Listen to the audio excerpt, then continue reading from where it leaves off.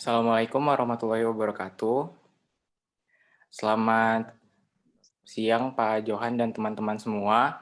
Kami dari kelompok 6 akan mempresentasikan modul 8 yaitu beban dan pendapatan. Sebelumnya izinkan kami memperkenalkan diri dulu. Saya sendiri absen 02 Ahmad Kifal Dimas Ansori, lalu ada Anissa Faningrum absen 6, lalu ada Deborah Panjaitan absen 8, lalu ada Eka Edina Tarigan absen 11, dan Titania Asya Ditama absen 27. Di sini kami akan membahas tentang 6. Yang pertama itu tentang program audit, yang nomor 2 tentang prosedur audit, nomor 3 catatan temuan auditor, nomor 4 kertas kerja PL3, yang kelima kertas kerja M2.1 dan perhitungan pajak penghasilan pasal 21, dan yang nomor 6 adalah kertas kerja M2.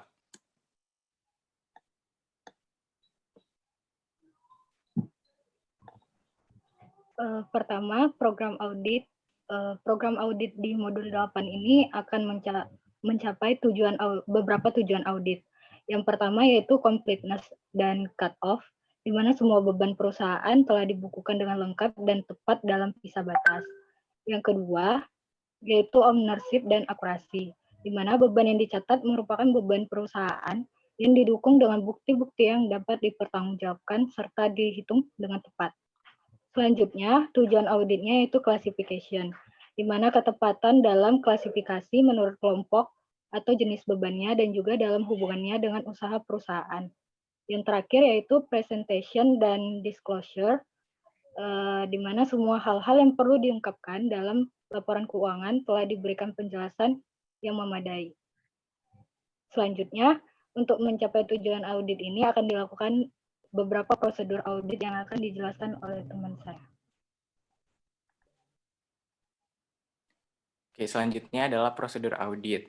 Yang pertama, prosedur audit yang dilakukan adalah siapkan schedule utama. Bukti auditnya adalah inspection. Asersi yang diuji itu adalah completeness dan accuracy. Tujuan auditnya completeness dan accuracy. Yang kedua, minta daftar beban operasi dan cocokkan dengan buku besar. Bukti auditnya inspection, asersi yang diuji occurrence dan completeness. Tujuan auditnya occurrence dan completeness. Yang ketiga, lakukan uji kewajaran untuk melihat kewajaran fluktuasi setiap beban dengan membandingkan data tahun lalu dan tahun bulan-bulan sebelumnya. Bukti auditnya analytical procedure, asersi yang diuji, accuracy completeness. Tujuan auditnya accuracy completeness. Selanjutnya yang keempat, apabila ada kenaikan atau penurunan yang mencolok, mintalah penjelasan dari pihak manajemen. Kemudian cocokkan antara penjelasan tersebut dengan bukti-bukti lain yang mendukung serta pembayarannya. Bukti auditnya, inspection dan wawancara. Asersi yang diuji, completeness dan accuracy. Tujuan auditnya completeness dan accuracy. Yang nomor 5, lakukan pencarian untuk mengetahui apakah ada beban yang belum dibebankan untuk tahun berjalan dengan melihat pembayaran setelah tanggal neraca, melihat kontrak atau perjanjian lainnya, serta minta penjelasan dari pihak manajemen. Bukti auditnya, inspection dan wawancara, asersi yang diuji, completeness, accuracy, dan cut-off. Tujuan auditnya completeness, accuracy, dan timing. Yang keenam, yakinkan bahwa semua beban operasi yang dibayarkan merupakan beban perusahaan yang telah diotorisasi oleh pejabat berwenang. Bukti auditnya inspection, asersi yang diuji, accuracy, dan tujuan auditnya accuracy. Nomor 7, perhatikan beban-beban yang harus dikapitalisasi. Bukti auditnya inspection, asersi yang diuji classification, dan tujuan auditnya classification. Nomor 8, lakukan visa batas cut-off yang tepat atas beban operasi yang dibebankan pada periode berjalan atau yang menjadi beban periode berikutnya. Bukti auditnya inspection dan recalculation. Asersi yang diuji cut-off, accuracy, tujuan auditnya timing, accuracy. Selanjutnya yang ke-9, prosedur yang dilakukan adalah periksa klasifikasi atas beban operasi sehubungan dengan kelayakan penyajian dalam laporan keuangan, termasuk hubungannya dengan usaha perusahaan, serta kesesuaiannya dengan prinsip akuntansi yang berlaku umum. Bukti auditnya inspeksi, Asersi yang diuji adalah klasifikasi dan akurasi. Tujuan auditnya classification dan akurasi. 10. Meyakinkan bahwa semua beban operasi yang mempunyai kewajiban perpajakan telah ditaati sesuai dengan peraturan perpajakan yang berlaku. Bukti auditnya adalah inspeksi, asersi yang diuji, akurasi dan completeness. Tujuan auditnya akurasi dan completeness. Selanjutnya yang ke-11, untuk beban yang berhubungan dengan amortisasi atau penyusutan dari suatu aset, lakukan cross-check dengan akun aset tersebut. Bukti auditnya berupa inspeksi dan rekalkulasi. Asersi yang diuji yaitu akurasi, occurrence, dan completeness. Tujuan auditnya juga akurasi, occurrence, dan completeness. Ke-12, untuk beban dan pendapatan lain-lain, yakinkan bahwa pendapatan dan beban tersebut benar-benar terjadi di luar operasi perusahaan. Selain itu, yakinkan juga bahwa semua beban dan pendapatan tersebut telah dibukukan dengan pisah batas yang tepat. Bukti auditnya inspeksi, asersi yang diuji adalah akurasi, occurrence, completeness, dan cut-off. Tujuan auditnya akurasi, occurrence, completeness, dan timing. 13. Perhatikan apakah hal-hal yang perlu diungkapkan dalam laporan akuntan telah diperoleh informasi yang memadai. Bukti auditnya inspeksi, asersi yang diuji adalah akurasi, tujuan auditnya posting and summarization. 14. Buat daftar koreksi serta saran perbaikan yang diperlukan untuk pihak manajemen. Bukti auditnya inspeksi, asersi yang diuji adalah completeness dan akurasi, tujuan auditnya completeness, posting, and summarization. Terakhir, tulis kesimpulan dan komentar hasil pemeriksaan yang informatif pada setiap kertas kerja pemeriksaan. Bukti auditnya yaitu analytical procedure, asersi yang diuji, akurasi dan completeness, tujuan auditnya akurasi dan completeness. Next.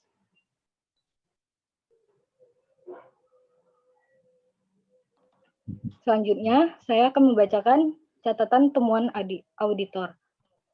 Saudari Esther telah memberikan informasi yang diperlukan auditor dalam melakukan pemeriksaan beban operasional dan menghitung PPh badan tahun 2012.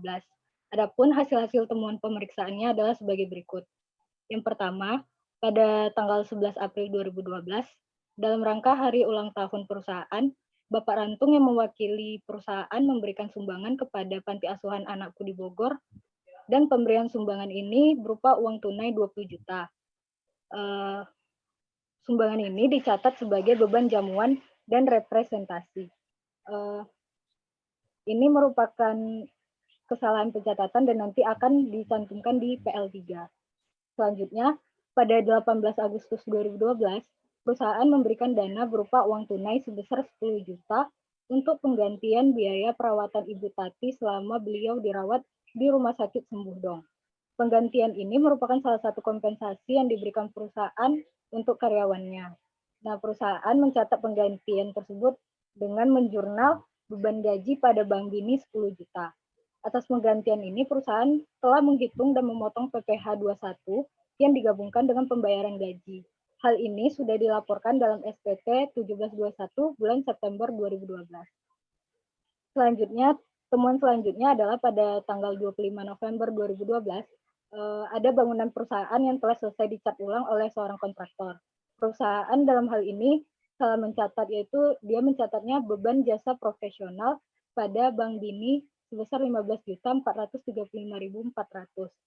Nanti koreksinya akan dicantumkan di PL3. Selanjutnya, pada tanggal 28 Desember 2012, perusahaan membeli voucher hotel untuk akomodasi petugas pajak.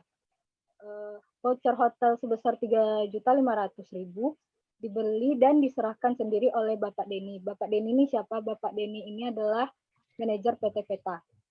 Dia memberikan kepada petugas pajak tersebut. Sampai dengan tutup buku, ternyata perusahaan belum mencatat pembelian ini, karena Bapak Denny belum mengajukan penggantian dan memberikan bukti pembelian voucher hotel. Pada 8 Januari 2013, baru Bapak Denny memberikan bukti tersebut dan meminta penggantiannya dari perusahaan. Temuan selanjutnya itu selama tahun 2012, Perusahaan telah menghitung dan menyetorkan PPh pasal 21 dengan memotong gaji para karyawannya. Untuk menguji perhitungan PPh 21 dari perusahaan ini setelah benar, maka auditor mengambil sampel secara acak karena tidak mungkin diuji kebenarannya seluruh karyawannya, hanya diambil secara acak yaitu sebanyak 5 orang. Sampel ini diambil dari karyawan dengan posisi minimal manajer mendapatkan gaji di atas 2 juta. Next. Berikut adalah daftar perhitungan PPh 21 menurut klien yaitu PT Peta. Perhitungan PPh 21 menurut auditor nanti akan dicantumkan di kertas kerja M21. Pajak penghasilan badan harus dihitung kembali dengan tarif yang sesuai dengan pasal 17 Undang-Undang PPh dengan memperhatikan semua jurnal koreksi dari soal-soal sebelumnya. Selanjutnya PL3 akan dijelaskan teman saya.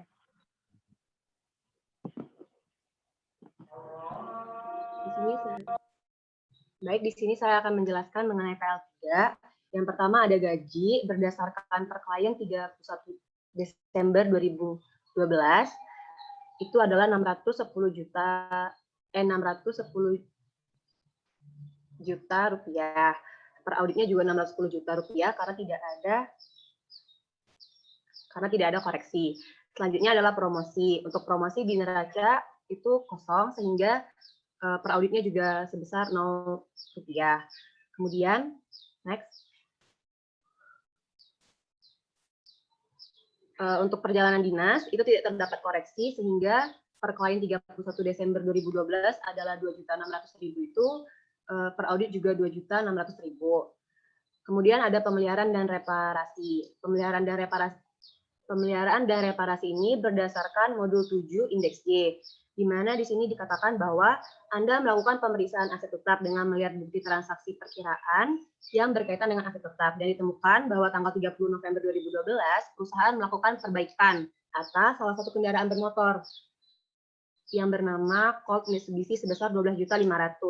Perbaikan ini diperkirakan akan menambah produktivitas dari kendaraan tersebut. Nah, di sini dia menjurnal yaitu beban pemeliharaan pada Bank Bini sebesar 12.500.000. Seperti yang kita ketahui, kalau dia menambah produktivitas dari kendaraan, itu harus dikapitalisasi ke aset yang bersangkutan. Sehingga kita melakukan jurnal koreksi, yaitu kita mengkredit beban pemeliharaan sebesar 12.500.000 dan mendebit kendaraan bermotor 12.500.000. Sehingga di akun pemeliharaan dan reparasi itu ada beban pemeliharaannya itu dikredit 12.500.000. Kemudian next. Kemudian terdapat koreksi atas modul 8 seperti yang sudah dibacakan oleh teman saya sebelumnya, bahwa terjadi pengecatan ulang oleh seorang kontraktor yang mencatat beban profesional pada Bank Bini sebesar 15.435.400. Nah, kita tahu di sini kalau pengecatan ulang itu kan masuknya ke pemeliharaan dan reparasi. Oleh karena itu, jurnal yang tadi kita koreksi dari beban jasa profesionalnya kita kredit dan memunculkan dan mendebit beban pemeliharaan sebesar 15.435.400. Next. Ini yang selanjutnya adalah jasa profesional. Untuk jasa profesional ini berkaitan dengan yang baru saya jelaskan tadi. Itu adalah modul 8, di mana tadi kan beban jasa profesionalnya ada di debit. Yang pertama ada transaksinya, kemudian kita koleksi dengan mengkredit, sehingga dikredit sebesar 15.435.400. Nah, di situ juga kita lihat per kliennya adalah 20.400 sekian, sehingga per auditnya adalah 5 juta. Next.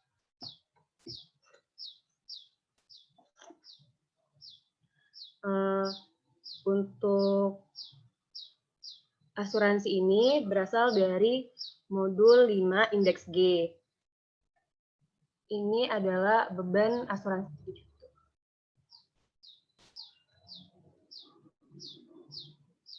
Tadi kan di modul 5 itu ada mengenai asuransi dibayar di muka.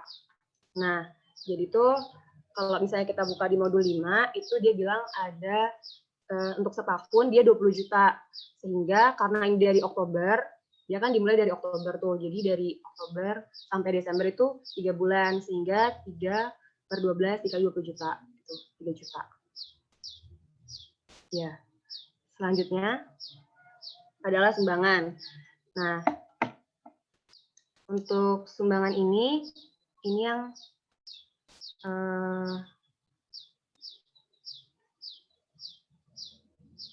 ini dari modul 8 pada tanggal 11 April 2012 dalam rangka hari ulang tahun perusahaan Bapak Rantung, mewakili perusahaan memberikan sumbangan kepada Panti Asuhan Anakku di Bogor. Nah, sumbangan ini kan uang tunai 20 juta dicatat sebagai beban jamuan dan representasi. Nah, ini kita koreksi sehingga kita mengkredit si beban jamuannya dan mendebit beban sumbangan sebesar 20 juta. Next.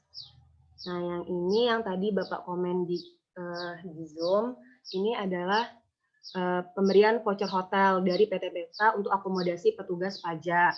Nah, kita kan tahu kan petugas pajak ini bukan karyawan kita, sehingga nggak bisa dimasukin dalam perjalanan dinas dan akomodasi. Oleh karena itu, kita memasukkannya ke dalam bentuk jamuan dan representasi, yaitu sebesar 3.500.000. Kita debit. Selanjutnya,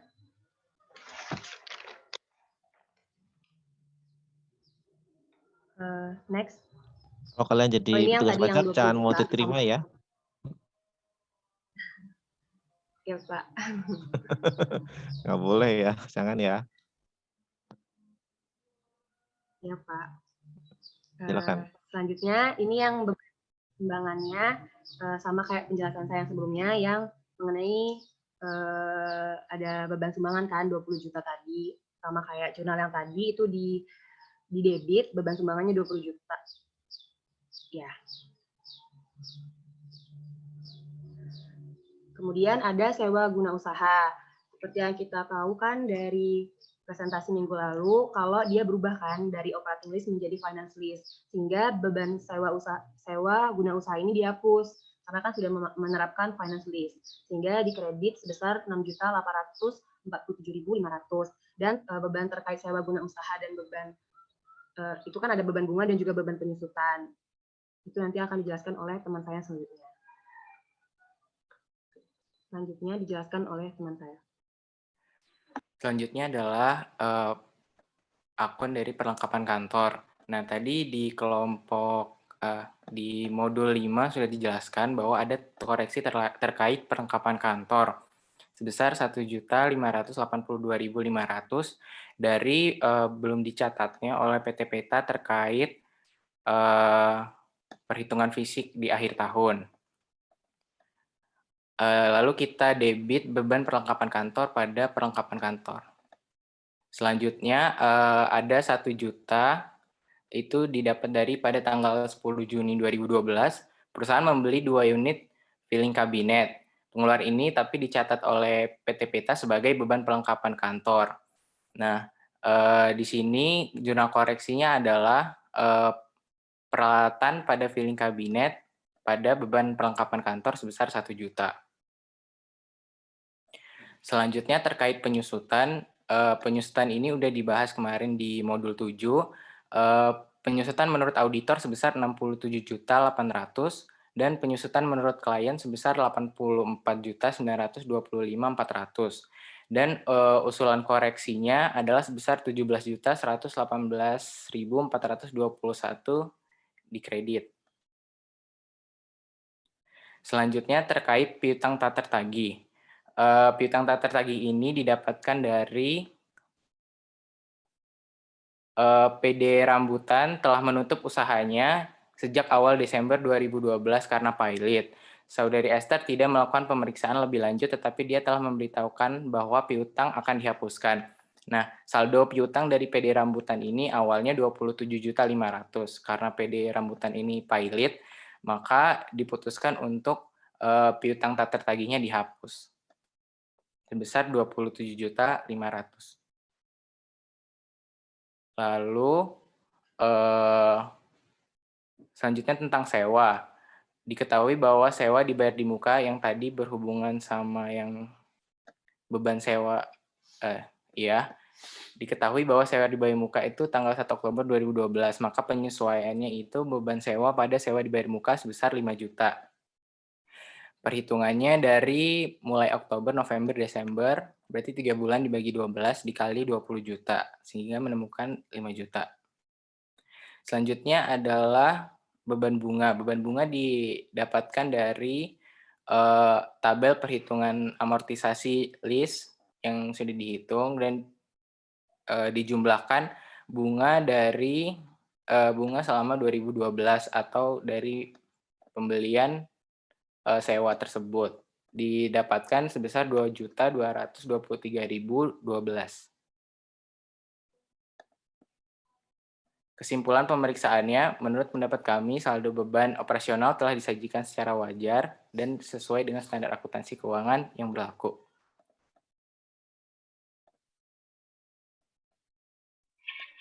Lalu selanjutnya kertas kerja M2.1 dan perhitungan PPh 21. Lanjutin. Next. Nah, ini adalah dari kertas kerja M2.1. Ini daftar perhitungan yang tadi udah dihitung sama PT Peta.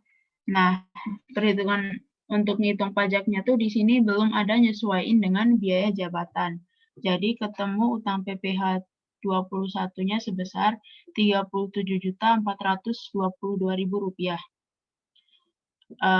Lalu selanjutnya karena ini kan belum disesuaikan dengan biaya jabatan, lalu kita auditor menghitung PPh 21 yang sudah disesuaikan dengan menghitung biaya jabatannya. Next.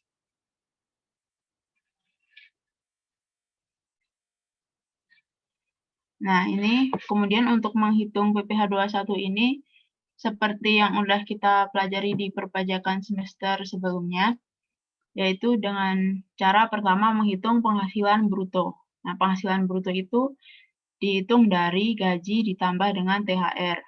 Lalu selanjutnya, yang tadi belum disesuaikan oleh PT Peta yaitu menghitung biaya jabatan.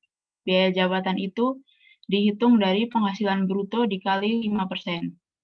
Untuk rantung, kenapa hanya 6 juta? Karena biaya jabatan itu maksimal sebesar 6 juta, jadi hanya ditulis 6 juta.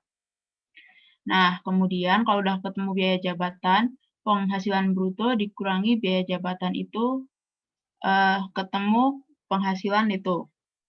Selanjutnya, untuk menghitung PPh terutang, kita harus mengetahui penghasilan tidak kena pajak dari orang tersebut. Nah, PTKP itu, ini asumsi kita menggunakan Undang-Undang Nomor 36 Tahun 2008 karena kita menghitung audit pada tahun 2012, jadi kita tidak menggunakan peraturan yang terbaru. Nah, itu PTKP dihitung sesuai dengan daftar yang ada dalam undang-undang. Lalu dari penghasilan itu dikurangi PTKP ketemu dengan penghasilan kena pajak. Nah, untuk PPh terutang dihitung sesuai dengan tarifnya. Itu sudah ada di tabel di bawahnya. Untuk 50 juta dikali 5%. Untuk 50 juta sampai 250 jutanya dikali dengan 15%. Nah, karena penghasilan di sini kurang dari 250 juta semua, berarti hanya dikalikan dengan tarif 15% dan 5%. Lalu ketemu PPh 21 yang harus dipotong sama PPh yang kurang dipotong sebesar itu 42.734.500. Lalu PPh yang telah dipotong dan disetor sebesar 33.645.000 dan PPh 21 kurang bayar itu 9.089.500. Nah, lalu kita sesuaikan dengan yang tadi dicatat oleh PT Peta. Tadi PT Peta mencatat sebesar Rp3.777.000, padahal seharusnya sebesar Rp9.089.500 dan ketemu selisih Rp5.312.500. Next.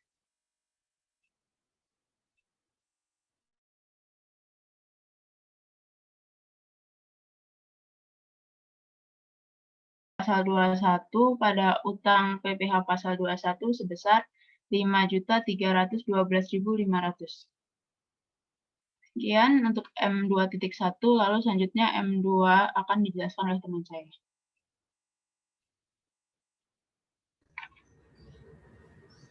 Pada kertas kerja M2, terdapat beberapa saldo akun yang akan diuji. Yang pertama itu utang pajak PPh 21.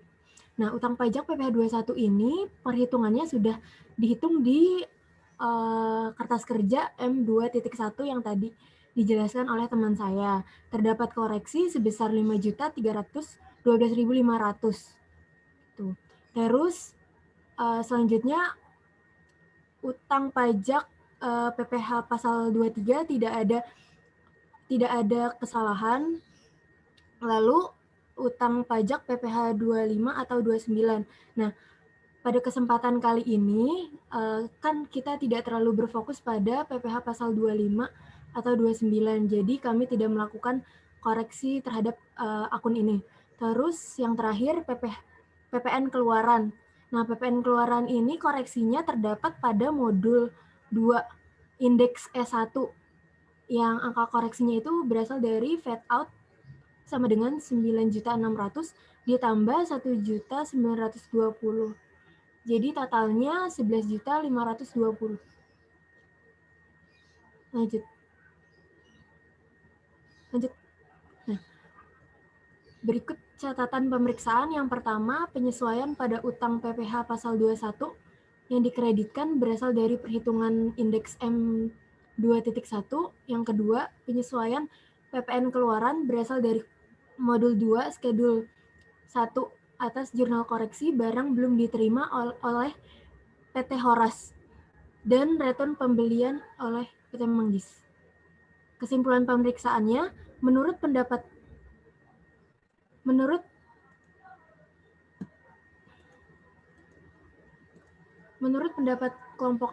pendapat kami, saldo utang pajak telah disajikan secara wajar dan sesuai dengan standar akuntansi keuangan yang berlaku. Next. Terima kasih. Sekian dari kelompok kami. Apakah ada yang ingin bertanya? Izin bertanya. Ya, Joseph. Kan tadi kan di awal kan udah ada pada tanggal 18 Agustus 2012. Yang 10 juta itu kepada Ibu Tati. Itu kalian nggak masukkan ke parenya? Saya belum mendengar 10 juta tadi. Oh, 10 juta yang itu ya? Yang dia sakit. Iya. Menurut kelompok kami, itu tuh 10 juta masuknya ke beban gaji. Udah bener gitu loh. Beban gaji?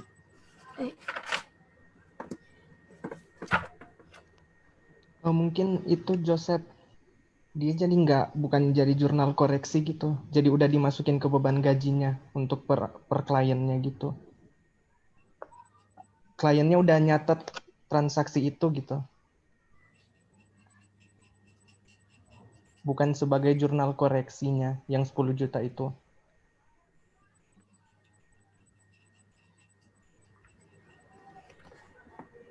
Tapi kan mungkin aja bisa dia masuk ke beban asuransi perusahaan. Karena kan ini kayak suatu kompensasi gitu. Karena terjadi dirawat gitu.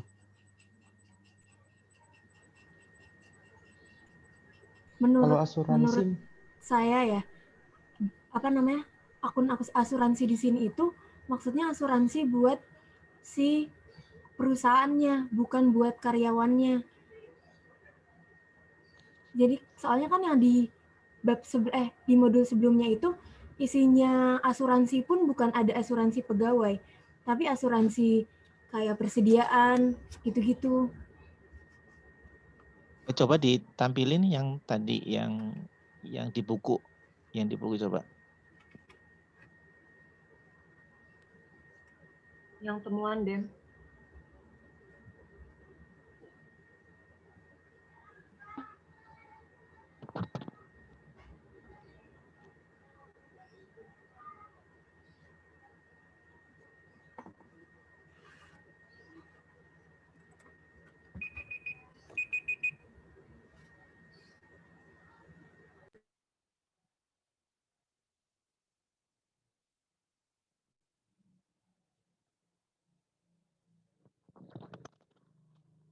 Kalau menurut Yosep, gimana Sep pendapat kamu? Ini maksudnya nggak tepat dimasukkan beban gaji atau gimana?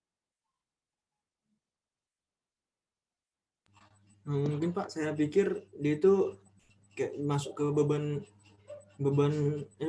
asuransi dari pegawai itu.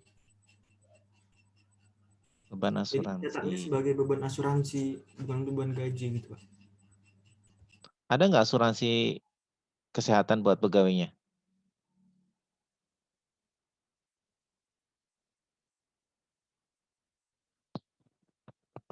Lihat aja beban asuransi, ada nggak sih rincian dari beban asuransi di bukunya, di buku Pak ini? Di modul 5, Pak. Tapi buat Heeh. aset tetap aja, Pak. Nggak ada asuransi buat pegawai gitu. Yang tadi dibahas asuransi di BRI Muka itu asuransi apa? Bangunan, peralatan, kendaraan, sama persediaan, Pak. Oh, itu aja ya. Iya. Artinya pegawainya itu si perusahaan nggak menanggung asuransi pegawainya ya. Nggak kelihatan tuh. Nah, kalau seperti itu,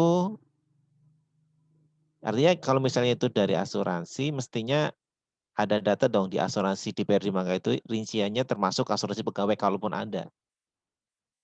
Iya, iya nggak ya? Iya nggak sih? Kalaupun ada, ternyata tadi di list hanya aset tetap dan persediaan kalau nggak salah ya tadi ya, Anissa ya. Iya, Pak. Oke. Ya gitu. Jadi Yosep kalau misalnya masuk ke beban asuransi, namanya pun bukan beban asuransi, kalaupun masuk ke beban asuransi. Begitu ya, karena apa? Karena itu yang ngasih berarti langsung perusahaannya itu. Gini gimana sih ya? Kalau seandainya ada beban, ada si dia dapat asuransi misalnya, si dianya itu si siapa yang sakit itu Bu Tati ya. Seandainya Bu Tati itu dapat asuransi, sepertinya itu hanya lewat aja kalau menurut saya, iya nggak sih? Hanya lewat aja. Jadi perusahaan itu bisa jadi nggak menjurnal pun nggak masalah. Karena itu duitnya kan dari sana ya, dari asuransinya langsung. Tapi kan tadi ternyata di asuransi dibayar di muka nggak ada asuransi terkait dengan pegawai. Nggak ada, berarti ya mungkin bisa kita pastikan ini bukan ranah asuransi kalau menurut saya. Cuman tepatnya apakah iya tepatnya di akun beban gaji gitu loh. Artinya kan si perusahaan sudah mengeluarkan duit nih dari dananya perusahaan. Cuman pos yang tepat apakah beban gaji atau enggak kan gitu ya. Kira-kira seperti itu tuh. Tepat nggak masuk ke beban gaji. Begitu loh. Nah yang kalau beban gaji itu yang biaya perawatan itu masuk ke itu ya. Tadi cocok nggak sih yang rincian pajaknya karyawan itu ada pendapatan tambah THR itu cocok nggak dengan beban gajinya perusahaan?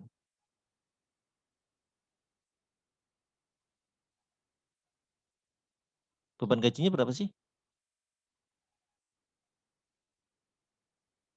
Beban gajinya 610 juta, Pak. 610 juta. Itu sama dengan penghasilan bruto sama semua? Oh enggak ada yang Kalau beda. dijumlahin semua penghasilan brutonya, dia cuma 590 juta. Karena di buku itu ditulisnya dia itu sampel, jadi nggak semua karyawan dimasukin ke perhitungan ini, Pak. Oh, yang 5 orang ini sampel ya?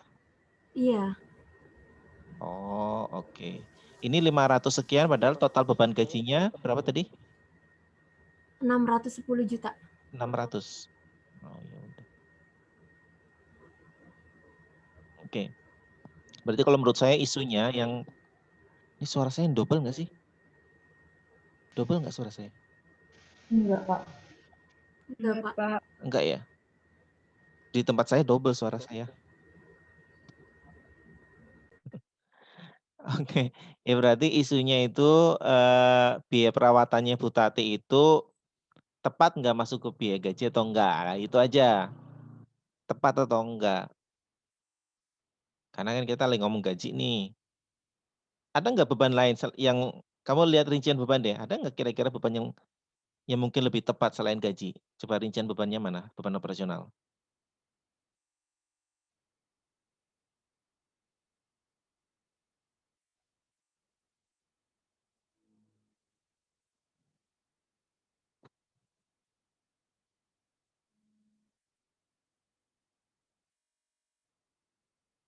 Nggak ada ya, lebih tepat ke gaji ya.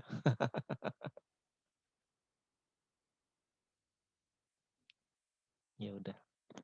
Kalau kosnya cuman ini, kayaknya lebih tepat ke gaji paling tepat, bener ya? Ada ide lagi nggak? Ada ide lain nggak? Kalau beban lain-lain, Pak, Bisa juga, bisa. Kalau menurut saya sih bisa aja. Mau gaji boleh, beban lain-lain juga bisa. Artinya gaji itu apa ya, gaji ya? Lain-lain juga bisa sih. Kalau misalnya mau saklek gaji itu emang yang benar kompensasi jasanya dia, kompensasi pekerjaan dia yang dibayar oleh si perusahaan, kalau itu aja ya nggak masalah. Apa bisa dimasukin ke beban lain-lain. Artinya ini kan sifatnya insidental itu ya. Kayak semacam apa sih? Apa dalam perusahaan itu? Kalau ngasih ya karyawan rutin lah, sakit Pak. dikasih duit, apa namanya itu? Sumbangan juga boleh sumbangan. Kalau mau dimasukin sumbangan, nggak masalah. Itu nggak kena ini kan, nggak kena pajak kan, bagi si orang sakit itu, si butatinya kan. Kena nggak menurut Kena, kalian? Pak. Kenapa di soalnya ada? Harusnya kena nggak kira-kira? Saya pajak nggak gitu nguasai ini. Kalau masuknya di beban gaji mungkin kena, Pak. Karena kan jadi menambah penghasilan, Pak.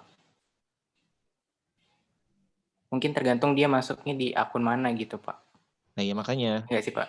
Ya. secara ketentuan perpajakannya gitu loh, itu itu jadi subjek pajak juga, jadi objek yang dikenakan pajak atau enggak gitu loh. Sumbangan loh, ya kan? Kalau hadiah kan pasal 4 kan final. Sumbangan final gitu kan. Ya, ya udahlah, ini area yang inilah apa namanya debatable lah. Kalau menurut saya sih, kalaupun masuk ke beban gaji enggak masalah, masuk ke sumbangan juga enggak masalah, masuk ke beban lain-lain juga enggak masalah. Yang jelas itu beban bagi perusahaan. Ada pendapat lain enggak?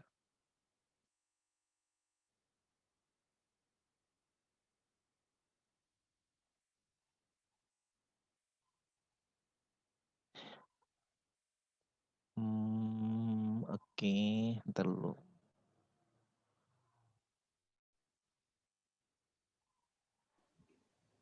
Benar, Pak, Gaji. kayaknya. Karena penggantian, kalau misalnya penggantian itu dipajak, itu jadi penambah penghasilan gitu, Pak. Karena dia dapatnya uang, bukan kayak natura gitu. Bukan natura ya. Iya. Soalnya di sini Artinya dikenakan penggantian. pajak bagi itu Jadi dikenakan pajak ya. jadi penambah penghasilan, Pak. Oke. Kalau jadi penambah penghasilan ya it's okay, nggak apa-apa masuk ke beban gaji.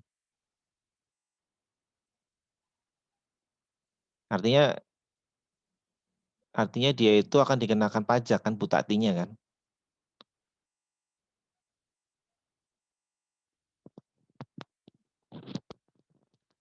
Oke, yuk silakan dilanjut lagi. Kelompok 5, izin bertanya. Iya, Hori.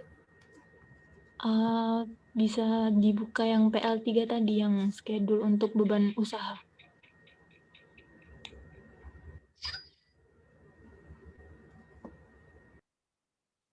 Nah, di situ kan kalian memasukkan beban bunga ya.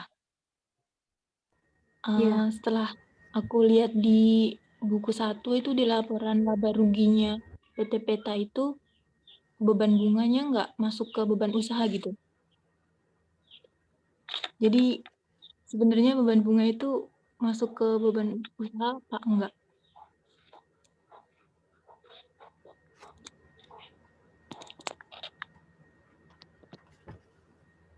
Di buku halaman berapa, Hori? Bentar, awal-awal dong. Kayaknya di bab-bab awal banget.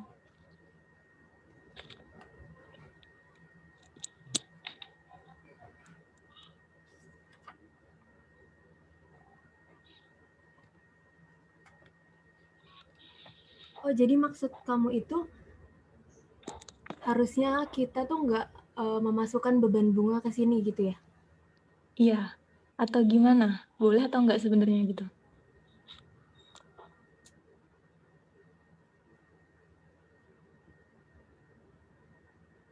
Kemarin itu waktu kami diskusi, kenapa kami memasukkan beban bunga di sini itu karena kan apa namanya, leasing itu ada koreksi terkait bunga.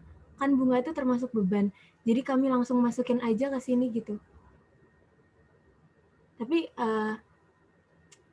kayaknya emang salah sih. Harusnya emang gak dimasukin ke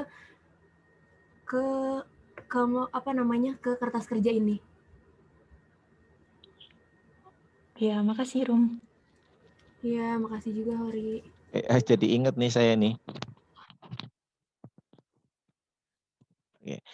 Yang kalau tahun sebelumnya nggak masuk beban usaha ya Hoiri ya. Iya, Pak. Iya, Pak. Iya, Pak. Oke. Saya jadi ingat nih kemarin UTS kalian.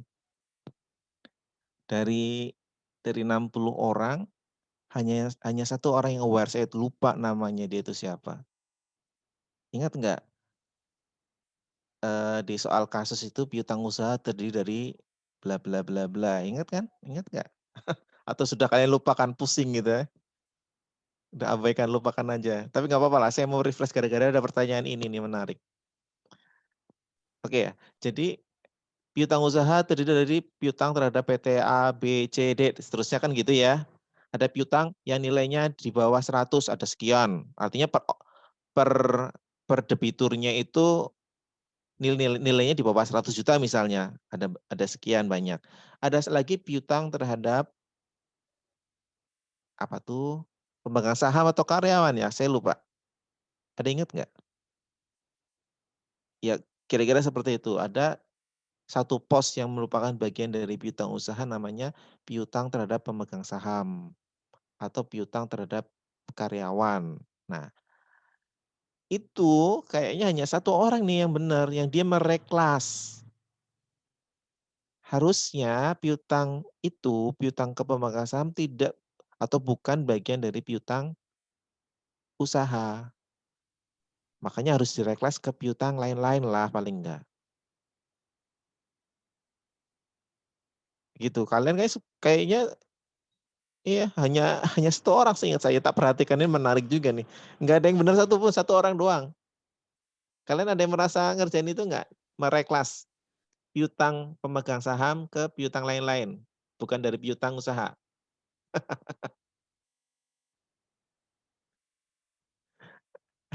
Jadi mirip dengan ini ya, mirip dengan tadi yang ditanya sama si Hori itu kan. Emang benar kalau misalnya saya juga baru ngeh nih gara-gara Hori nanya nih. Kalau nggak nanya saya nggak ngeh nih. Jadi emang benar umumnya penyajian laporan rapbologi itu bunga itu dipisahkan. Pendapatan bunga sama beban bunga itu dipisahkan dari dari beban atau pendapatan utama biasanya. Kecuali kalau dia bank ya. Kalau bank emang dia pendapatan utama itu bunganya. Tapi ketika perusahaan biasa umumnya dipisahkan. Makanya kalian pernah dengar kan istilah EBIT? EBIT. Apa itu EBIT? Earning before tax. For income tax. Earning before? Income tax. Income tax. Kok earning before income tax? Masa itu sih? Earning before interest and tax. Itu bukan income. Interest. Kalau EBT itu baru earning before tax, artinya earning before income tax. Itu EBT. EBT itu kan. Kalau EBIT itu I-nya itulah interest maksudnya. Halo. Itu ya. EBIT itu bukan interest ya. Bukan income. tapi interest. Jadi kalau kalian lihat EBIT itu I-nya itu yang benar adalah interest. Kan? Atau yang benar juga adalah EBIT itu adalah seorang penyanyi kawakan. Kalian tahu kan EBIT GAD? Tahu, Pak. Bukan zaman kalian, tapi kan ini kan Tahu. tahu ya. Itu kalau misalnya ada bencana alam itu kan ada itu istilah lagunya EBIT GAD mesti muncul tuh. Rumput yang bergoyang atau apa tuh namanya? Iya. Begitu ya. Jadi itu yang aku lihat kemarin soal ujian kemarin itu penuh dengan jebakan tuh soal satu. Saya juga nggak sempat ngomong ya. Jadi itu yang membuat yang membuat soal itu Pak Adi Rasidi itu ya. Dia itu akuntan publik. Itu akuntan publik.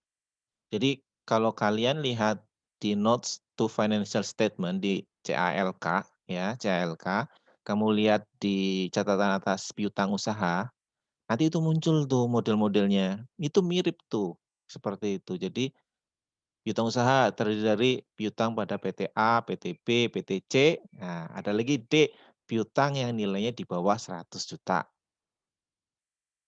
Kayak gitu tuh. Artinya per orangnya, per debiturnya itu nggak nyampe 100 juta gitu loh. Tapi banyak. Misalnya piutang usaha terdiri dari piutang A 200 juta, piutang B 150 juta, piutang C 125 juta. Terus kemudian piutang di bawah 100 juta. Nilainya misalnya 1 miliar. Nah, itu maksudnya adalah per orangnya itu punya piutang di bawah 100 juta tapi in total jumlahnya 1 miliar. Dimengerti ya? Itu bahasa-bahasa lazim itu di catatan atas laporan keuangan. Kalian lihat di laporan keuangan tuh biasanya muncul tuh kalau rincian dari piutang seperti itu. Nah, kalau kayak ada piutang terhadap pemegang saham itu bukan bagian dari piutang usaha. Umumnya dia masuk ke piutang lain-lain atau mungkin kalau misalnya besarnya signifikan, dia bisa berdiri sendiri piutang terhadap pemegang saham. Kalau besarnya signifikan ya. Tapi kalau besarnya kecil-kecil, dia bisa tembak ke piutang lain-lain. Kayak tadi kasus nih, interest. Oh ya, interest lazimnya itu dia dipisahkan dari piutang dari beban usaha. Ya. Sama aja kalau misalnya ada pendapatan bunga. Kalaupun ada di perusahaan ya, misalnya dia ada pendapatan bunga, misalnya apa? Pendapatan bunga. Dia punya deposito kan? Dia terima duit enggak? Terima bunga enggak? Terima kan? Artinya dia ada akun pendapatan bunga lah itu pendapatan bunga itu bukan dimasukin di pos yang paling utama. Iya kan? Bukan dimasukin ke sales, bukan dimasukin ke pendapatannya di atas-atas itu. Iya enggak? Dia nanti akan dimasukin ke mana? Pendapatan lain-lain di bawah. Gabungan sama pendapatan sama apa? Beban bunga. Jadi pendapatan dan beban bunga lain-lain. Kalau enggak beban atau pendapatan atau beban lain-lain. Rinciannya ada pendapatan bunga, ada beban bunga. Dimengerti ya? Dipahami enggak? Paham, Pak. Iya, Pak. Nah, Iya, Pak. silakan lanjut. Apakah ada yang ingin bertanya lagi, teman-teman?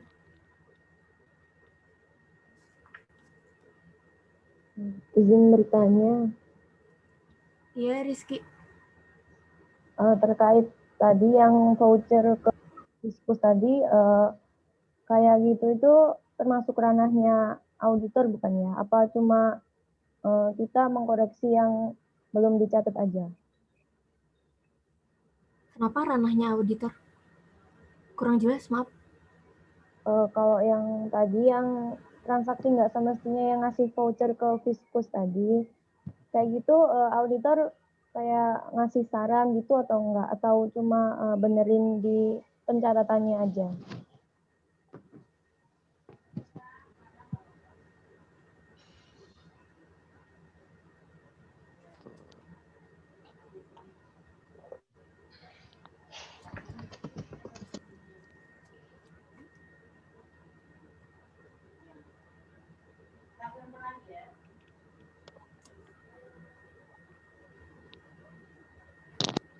Ayo gimana, seru itu kalau masalah gini-ginian, ayo.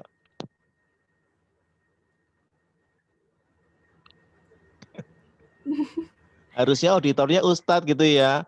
Pak, lain kali nggak boleh gini, dosa Pak, gitu loh. Harusnya Ustadz tuh auditornya. Padahal auditor juga dikasih ini ya, apa namanya, dikasih voucher hotel sama kliennya ya. Kan auditor kan nginep-nginep juga ngauditnya ya. Diajak makan juga ya. Itu gimana dong? Sama dong.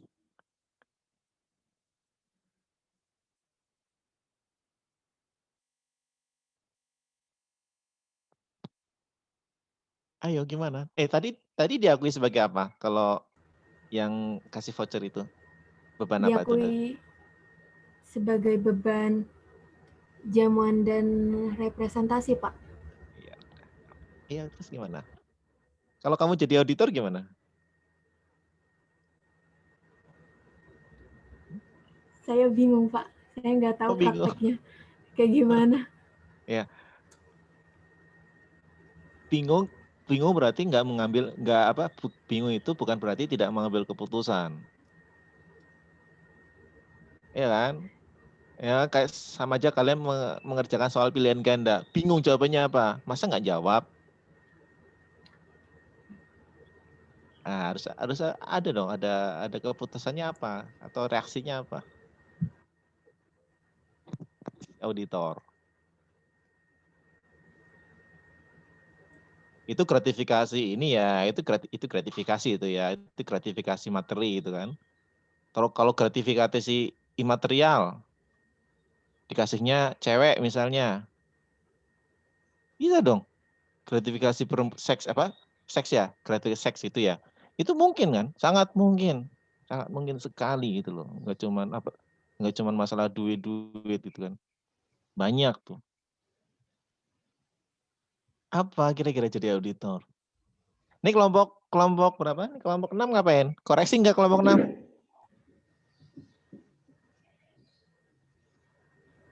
Kelompok kami cuman mengkoreksinya sebagai beban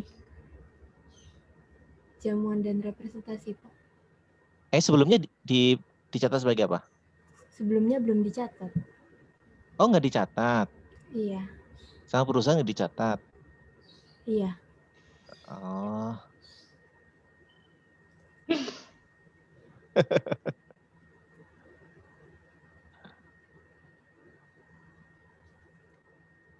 Menurut saya, Pak, tapi saya nggak tahu ini benar apa enggak. Kan perhitungan PPh pasal 25 yang buat ngitung utang PPh pasal 25 sama 29 itu kan butuh laporan keuangan yang udah diaudit. Nah, apakah mungkin yang gratifikasi itu kita sebagai auditor melaporkan sebagai catatan gitu, Pak, sebagai catatan yang dilaporkan ke KPP. Iya, mungkin seperti itu, Pak. Sebentar, ini beban jamuan pada biaya masih harus dibayar, ini koreksi kalian? Iya. Halo? Oh, ini utang kemana berarti? Utang kemana ini maksudnya? Utang ke Bapak Denny, Pak. Utang ke Bapak Denny. Sebentar. Oh, ini ya penjelasannya.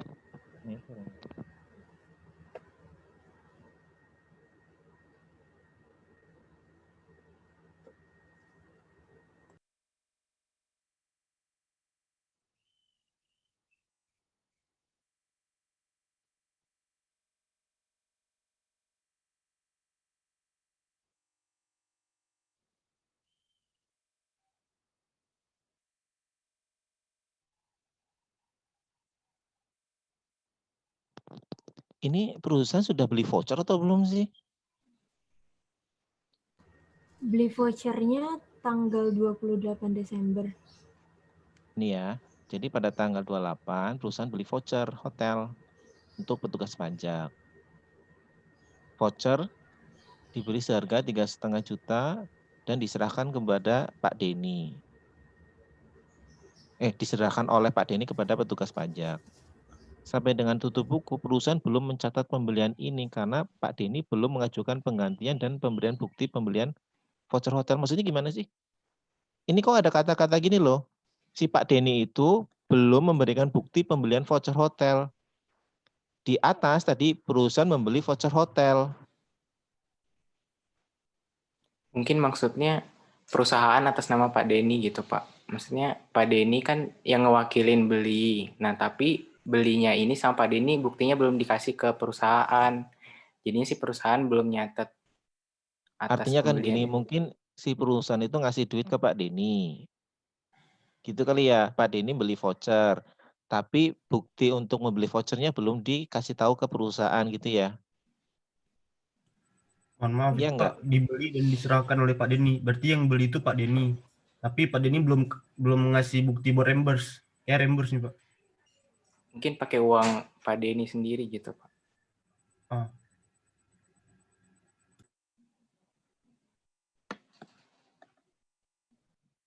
Pakai uangnya Pak Denny sendiri ya. Ya sudah, jadi gini apa namanya? Kalau pakai uangnya Pak Denny sendiri, ya, pakai uangnya Pak Denny sendiri, it's okay. Artinya nggak usah ada koreksi. Kalau uangnya Pak Denny sendiri ya, artinya perusahaan belum keluar duit. Kalau asumsinya seperti itu ya, kalau perusahaan belum keluar duit, itu duitnya pakai uangnya Pak Denny ya sudah. Berarti emang nggak ada koreksi sama sekali. Kecuali kalau misalnya perusahaan sudah keluar duit. Nah, ketika perusahaan keluar duit, baru dipikirkan masuk ke pos mana nih, beban apa nih, kan gitu ya. Kira-kira seperti itu kan. Nah, ketika tadi kasus kondisi pertama ketika belum di-reimburse dan belum keluar duit, artinya Pak Denny nalangin dulu gitu kan, ya udah, ya sudah, nggak ada koreksi seperti itu. Kalau kondisinya seperti itu. Tapi kalau kondisinya perusahaan sudah keluar uang, ya, sudah keluar uang, artinya itu sebagai apa? Beban. Nah, tinggal dipikir, bebannya masuk kemana? Oke ya, nggak masalah kalau secara akuntansi masuk ke jamuan. Jamuan. Cuman nanti pasti itu kalau ketahuan sama pajak, fiskus, ya maksudnya yang nanti kan laporan keuangan perusahaan kan ketika ditagih, ketika diperiksa, itu kan apa? Itu perusahaan itu apa? Harus dilakukan rekonsiliasi fiskal kan?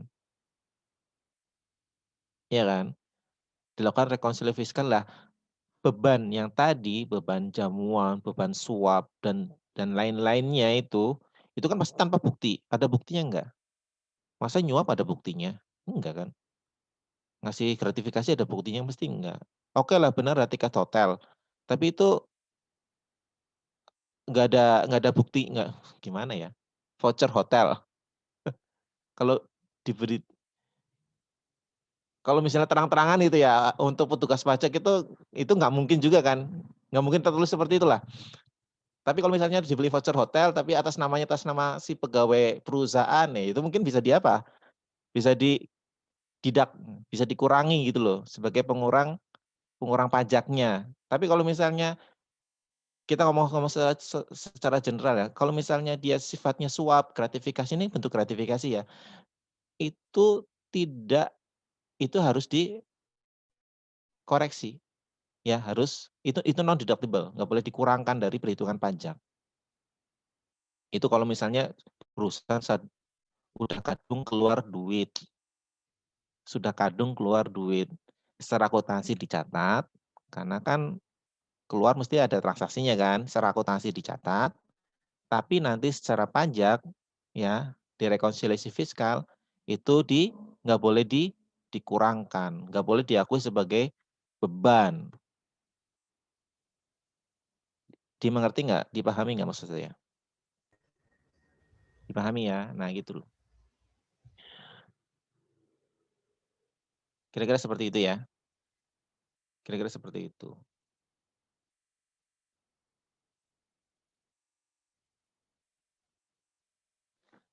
Saya mau cerita nih ya. Jadi sekarang ini itu gini. Sekarang ini ada Kalian tahu PPATK kan? Tahu, Pak. Enggak. Nah, PPATK. Oke, sekarang PPATK itu mengatur profesi akuntan publik, mengatur. Awalnya PPATK itu mengatur perusahaan PJK, perusahaan jasa keuangan kayak bank dan seterusnya itu ya, perusahaan jasa keuangan dan juga perusahaan barang dan jasa. Nah, ketika misalnya PJK kan, ketika bank itu menerima setoran dari nasabahnya, di mana setoran itu setoran yang nggak wajar, yang nggak sesuai dengan profiling nasabah. Ngerti maksudku? Ngerti ya? Jadi ketika kita buka tabungan, mesti kan ngisi kamu pekerjaannya apa itu kan, terus kemudian penghasilan kamu berapa, sumber pendapatan dari mana, kan gitu ya kira-kira ya. Kalian punya tabungan kan? Iya, Pak. Nah, itu profiling bagi si bank, profil nasabahnya, ya kan? Kita sebagai anak kos tuh biasanya dapat duit ditransfer mungkin 1 bulan 2 juta atau 3 juta misalnya lah ya kira-kira. Ini ternyata ada uang masuk 100 juta misalnya. Artinya di luar profiling nasabah itu, ya enggak? Di luar profilnya. Nah, itu jangan anggap enggak ada apa-apa, enggak.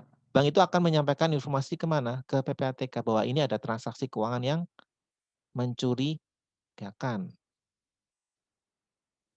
Dan itu harus dilaporkan kemana? PPATK. Duitnya emang masuk duitnya, diterima. Tapi bank itu red flag. Nasabah ini transaksi ini merah, jeret. Itu langsung masuk ke datanya PPATK.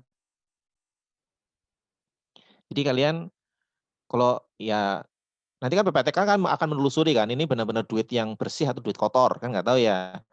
Duit money laundering atau duit benar-benar orang tua kamu jualan sawah itu kan 1.500.000.000 berapa? 500 miliar kamu dikasih uang berapa? 20 miliar misalnya masuk tabungan kamu misalnya gitu kan. Itu kan langsung merah itu PPATK tuh kalian. Kalian pasti akan diapain kalau itu? Ini profilnya hanya mahasiswa, terimanya bisa 1 bulan 2 juta, 3 juta, ini masuk 20 miliar, ceprek gitu loh misalnya. Nah itu merah itu. Kalian nggak sadar kalau kalian sedang investigasi sama si PPATK. Kasus-kasus kan banyak yang terjadi kan. Jadi pejabat korupsi tapi uangnya masuk ke mana? Sopirnya kan. Banyak nggak? Banyak itu. Itu jangan harap aman sopir. Oh enggak, dipantau itu. Di PPATK masuk datanya. Ini profilingnya sopir, kok rekeningnya berapa? Rekeningnya berapa? Ratusan miliar misalnya. Oh enggak wajar, itu akan dipantau terus. Tinggal nunggu saat yang tepat aja OTT gitu misalnya gitu loh. Iya, jangan salah. Nah, itu perusahaan yang saat ini juga masih jalan PJK Bank. Terus kemudian PBJ, perusahaan barang dan jasa, misalnya perusahaan-perusahaan emas, toko-toko emas, toko-toko falas, gitu ya. Mereka itu sering digunakan oleh si orang yang mau mencuci uangnya itu ke toko itu. Ya, dia korupsi terus kemudian biasanya akan dibelikan apa? Emas. Kalau mungkin ditukar ke uang asing, kan gitu. Umumnya seperti itu.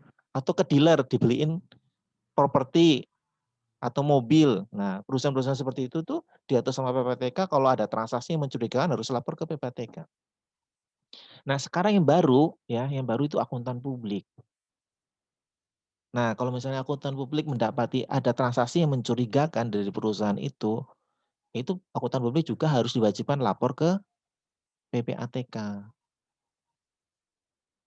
Nah, kira-kira seperti itu ya. Jadi zaman sekarang itu zaman serba dikontrol gitu loh. Apa-apa dikontrol semuanya.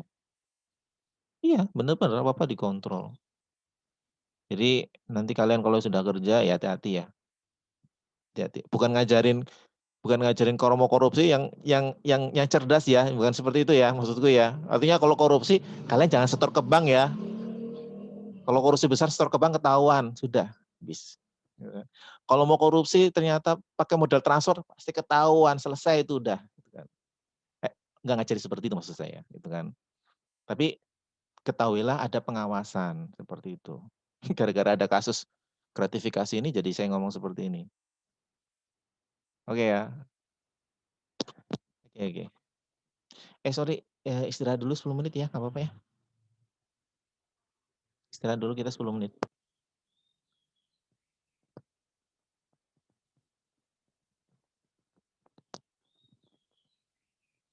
Nggak ada.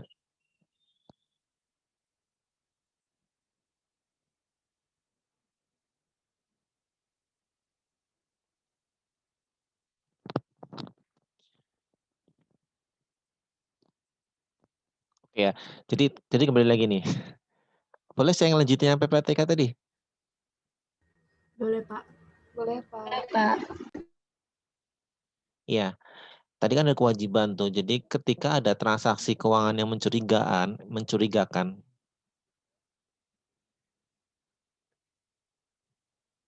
Transaksi keuangan apa tadi? Transaksi keuangan LKM. Oke. Oh iya, namanya saya ingat tadi ya. Namanya itu laporan transaksi keuangan LTKM, ya. LTKM. Jadi si bank itu kan atau perusahaan keuangan lainnya kalau misalnya ataupun toko falas, perusahaan falas, toko emas gitu ya kira-kira ya. Itu kalau misalnya dia mendapati konsumennya atau nasabahnya itu melakukan transaksi yang nggak wajar gitu ya. Itu sebagai kewajiban dari perusahaan itu harus menyampaikan laporan transaksi keuangan mencurigakan ke PPATK. Iya. Terus kalau nggak lapor gimana? Nah ini kalau nggak lapor. Kalau nggak lapor ternyata ke depannya di belakangnya ada kasus, nah itu bisa apa namanya? Bisa keseret-seret. Bisa terseret-seret. Artinya ekstrimnya bisa dianggap ikut bekerja sama lah, kira-kira seperti itu. Orang jelas-jelas ada transaksi yang nggak wajar kok nggak infokan ke PPATK. Nanti si banknya itu bisa tersangkut masalah itu. Tapi kalau dia lapor artinya dia ya aman lah, artinya sudah menyampaikan kondisi badannya, artinya dia dalam pihak yang nggak terlibat gitu loh. Kan gitu kan.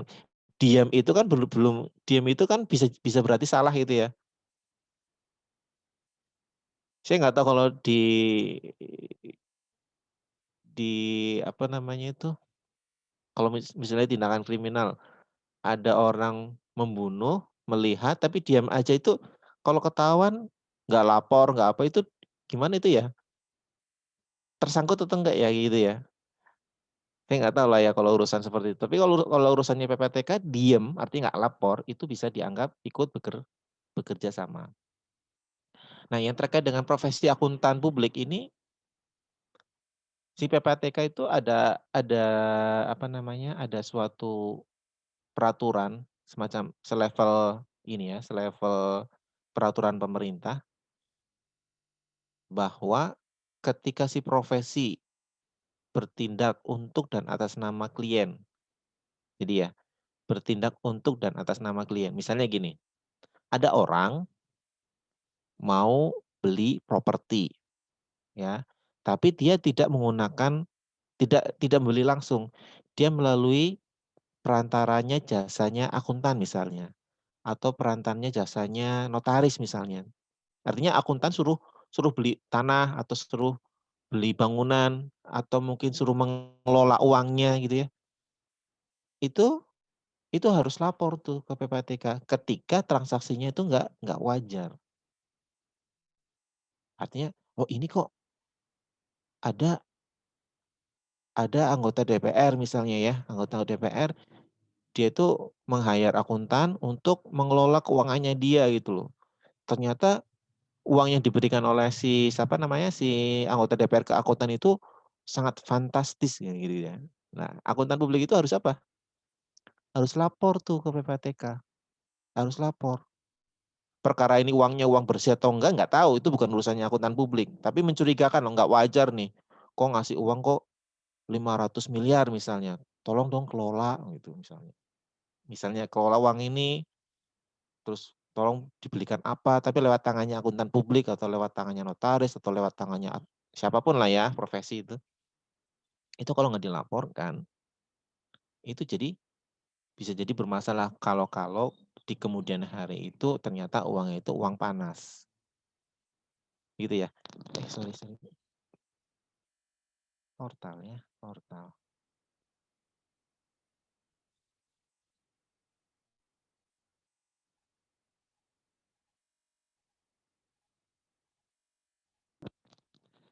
Oke deh, waktunya udah habis. Sekali lagi terakhir ada pertanyaan enggak? Kalau enggak saya tutup.